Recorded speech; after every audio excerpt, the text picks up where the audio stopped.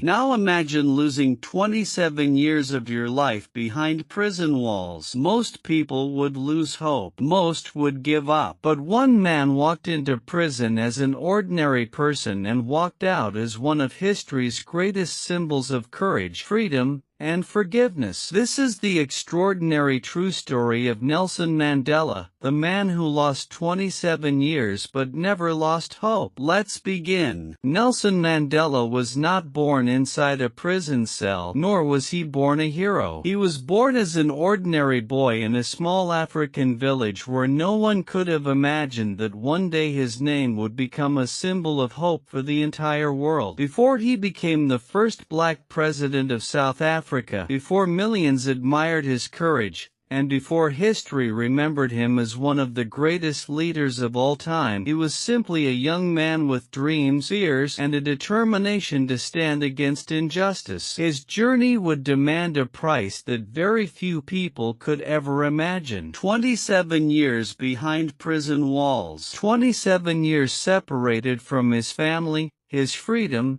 and the outside world. Yet even after losing almost 3 decades of his life, he refused to let hatred control his heart. This is the extraordinary true story of Nelson Mandela, the man who lost 27 years but never lost hope. Nelson Rolihlahla Mandela was born on July 18, 1918, in the tiny village of Mvizo in South Africa. His family belonged to the Thembu royal clan, giving him a respected background, but their life was far from luxurious. His father served as a local chief, while his mother raised the children with strong values of kindness, discipline, and respect. As a young boy, Nelson spent his days running across open fields, herding cattle, swimming in rivers, and listening to elders tell stories around evening fires. Those stories were filled with brave warriors, wise leaders, and people who sacrificed everything for justice. Without realizing it, these stories planted the first seeds of courage inside his young heart. His birth name, Rolihlahla, had an unusual meaning. In his native Xhosa language, it could be translated as troublemaker. At the time, no one imagined how perfectly that name would describe the man he would eventually become. Later, when he attended school, a teacher gave him the English name Nelson, following the custom of British colonial education. It was a simple classroom moment, but it marked the beginning of a life that would constantly move between two different worlds: his African identity and the system controlled by colonial rule. When Nelson was only 9 years old, tragedy struck. His father became seriously ill and passed away. Losing his father at such a young age changed everything. Suddenly, the cheerful boy who loved exploring nature found himself facing uncertainty about his future. Fortunately, the acting king of the Thembu people, Janjan Tabadalandibo, honored an old promise to Nelson's father and welcomed the young boy into the royal household. For Nelson, this was a completely different world. He now lived among traditional leaders, attended important meetings, and watched respected elders settle disputes through long discussions rather than violence. He learned that true leadership was not about shouting orders but about listening carefully before making decisions. As Nelson grew older, education became his greatest opportunity. He studied harder than many of his classmates because he believed knowledge could open doors that poverty never could. He was intelligent, curious, and eager to understand the world beyond his village. Eventually, he attended the prestigious University College of Fort Hare, one of the few higher education institutions available to black students in South Africa. For the first time, Nelson met young people from different regions who shared similar dreams of equality and freedom. University life exposed him to ideas that would shape his future forever. Students debated politics, justice, human rights, and the growing discrimination taking place throughout South Africa. Nelson listened carefully. At first he remained quiet, preferring to observe rather than argue. But deep inside, he could already already see the unfairness surrounding his people. Black South Africans worked the hardest jobs, earned the lowest wages, and lived under strict laws that treated them as second-class citizens in their own country. One day, a disagreement between students and university authorities led to a protest. Nelson believed the students deserved fair treatment, so he joined them. The university demanded that everyone involved apologize and return quietly to their studies. Nelson refused. It was one of the first major decisions of his life. Instead of accepting injustice simply because it came from people in power, he chose to stand by his principles. The decision cost him his place at the university. Returning home brought another unexpected challenge. The royal family had arranged a traditional marriage for Nelson, believing it was time for him to settle down. But Nelson dreamed of something entirely different. He wanted an education, a career, and a chance to help change the future of his country. Rather than accepting a life chosen for him, he secretly left his village with his close friend Justice and traveled to Johannesburg. Johannesburg was unlike anything Nelson had ever experienced. The city was crowded, noisy, and divided by race. Wealthy neighborhoods stood beside poor settlements where thousands of black families struggled to survive. Here, Nelson experienced racial discrimination more directly than ever before. Eventually, he found work at a law firm where he met people who believed the legal system could be used to fight injustice. Inspired by these experiences, Nelson decided to study law. He wanted to defend those who had no voice,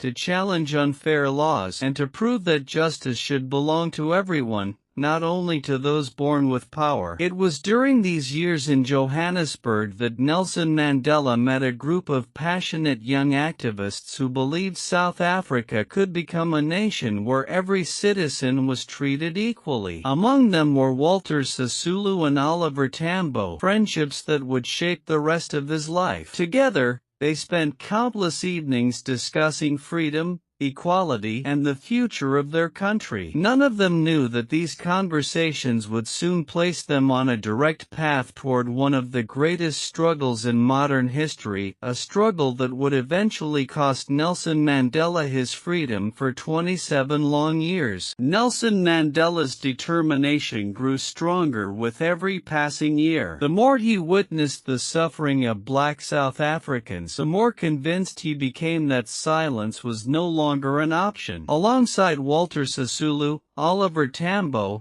and other young activists, he joined the African National Congress, also known as the ANC. At first, they believed peaceful protests, public speeches, and legal action could convince the government to change its racist policies. Nelson traveled across communities, speaking to ordinary people who had lost hope. He encouraged them to believe that one day justice would come, even if it seemed impossible at the time. In 1948, everything became even worse. The South African government officially introduced apartheid, one of the harshest systems of racial segregation in modern history. Under apartheid, every part of life was controlled by race. Black families could not live where they wanted. They could not attend the same schools as white citizens. They could not vote. Many needed special passes simply to enter certain areas or travel for work. Families were separated,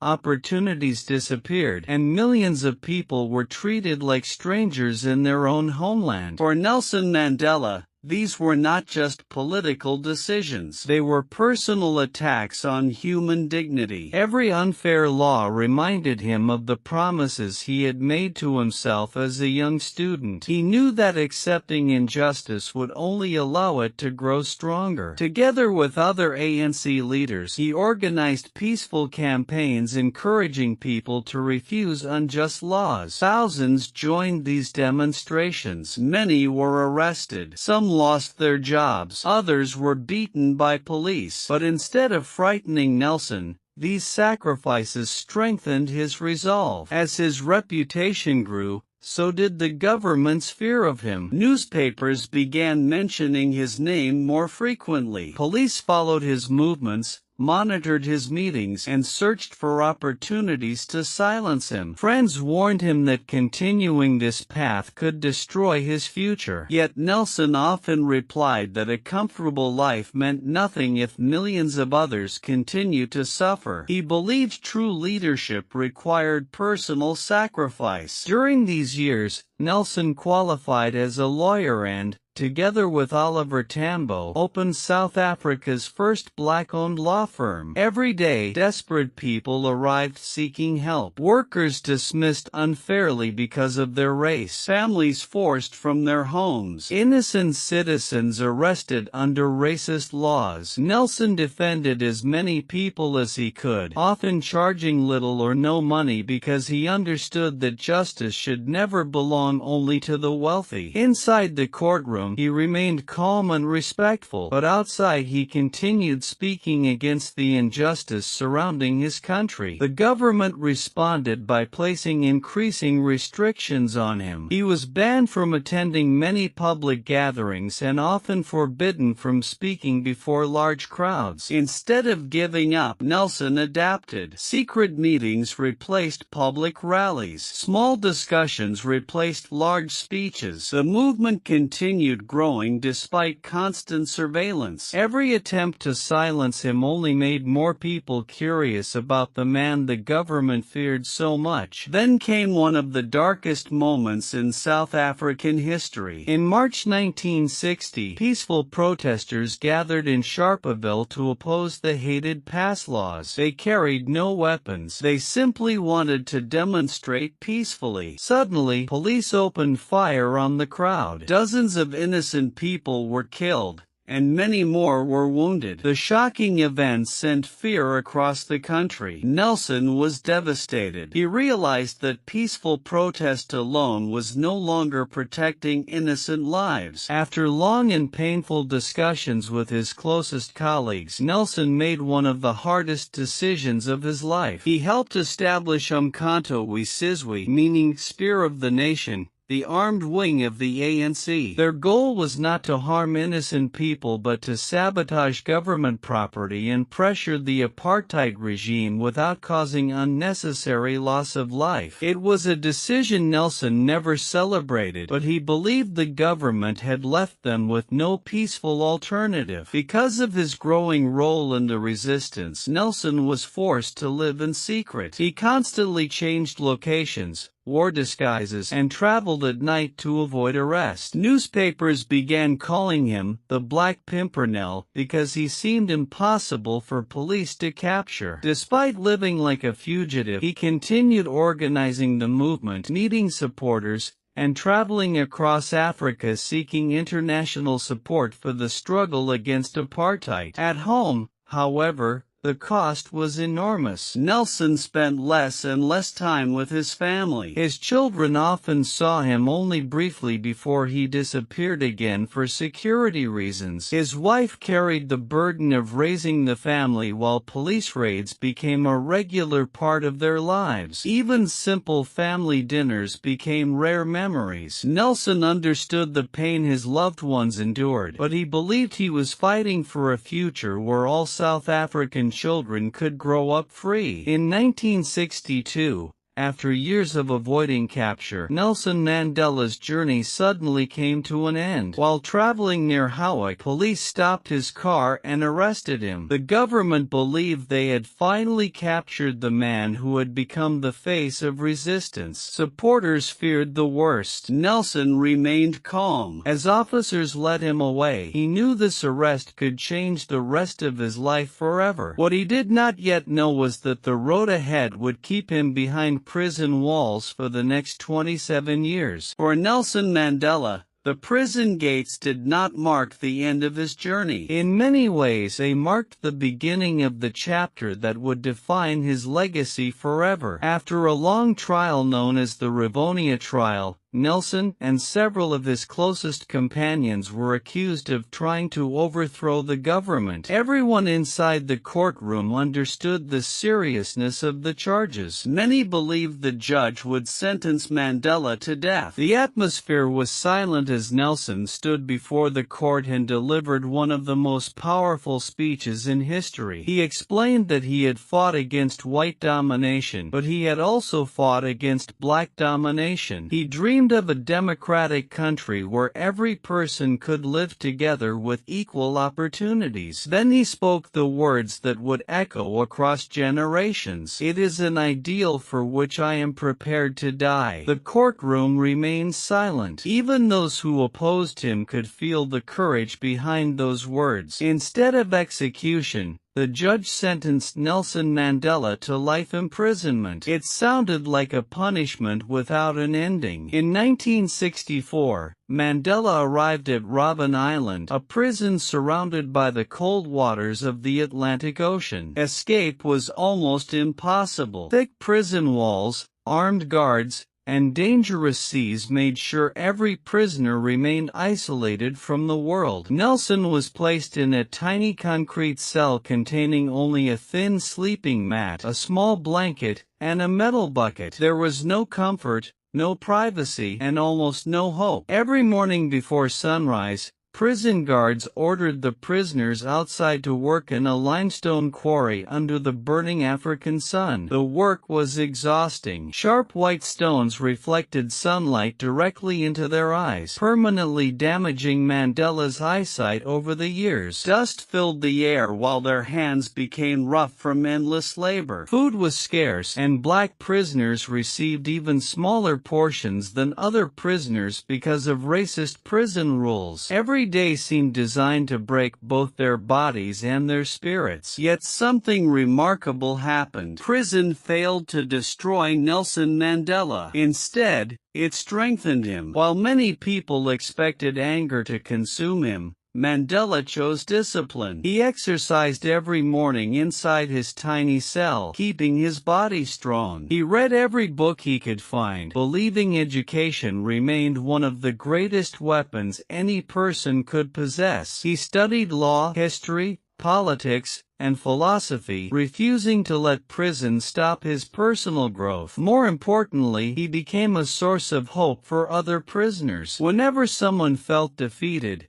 Mandela reminded them that prison could lock away their bodies but never their minds. He encouraged fellow inmates to continue learning, discussing ideas, and preparing for the future. Slowly, Robben Island became known as the University of Mandela because prisoners educated one another under his guidance. Guards noticed that even in captivity, Mandela naturally became a leader. Outside the prison walls, the world slowly began paying attention. Across Africa, Europe, America, and many other countries, people demanded Nelson Mandela's release. Students marched through city streets carrying signs with his name. Musicians wrote songs about him. Human rights organizations spoke on his behalf. Governments that had once ignored South Africa began increasing pressure against the apartheid system. Although Mandela could not see these events, the movement supporting him continued growing year after year. Inside prison, however,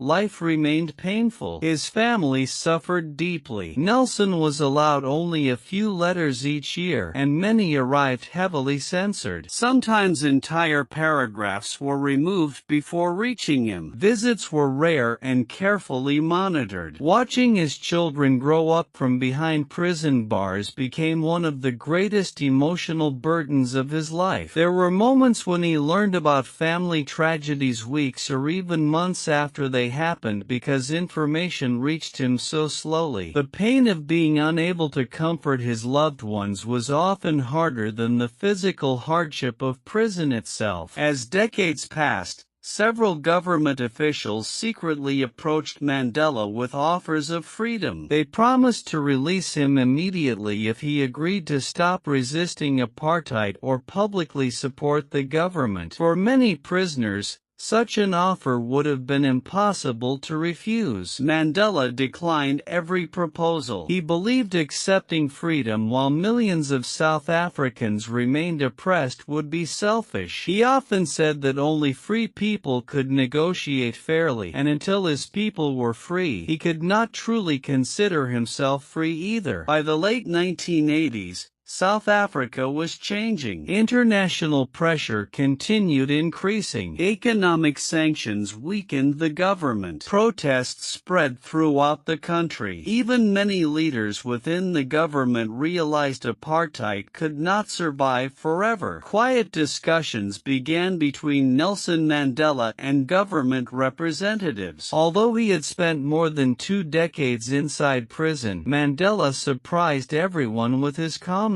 He spoke not about revenge but about reconciliation. He believed hatred would only create another cycle of suffering. Finally, on February 11, 1990, after 27 long years behind bars, Nelson Mandela walked out of prison holding the hand of his wife. Millions watched the historic moment on television. Around the world, people celebrated as though freedom itself had been released. Yet Mandela's greatest victory was not that he had left prison. His greatest victory was that prison had failed to fill his heart with hatred. Only 4 years later, in 1994, South Africa held its first democratic election where citizens of every race could vote together. Nelson Mandela became the nation's first black president. Instead of seeking revenge against those who had imprisoned him, he invited former enemies to help build a united country. His message shocked the world. He believed forgiveness required far greater courage than revenge. Nelson Mandela served only one presidential term because he believed leadership was about serving others, not holding power forever. Even after leaving office, he continued working for peace, education,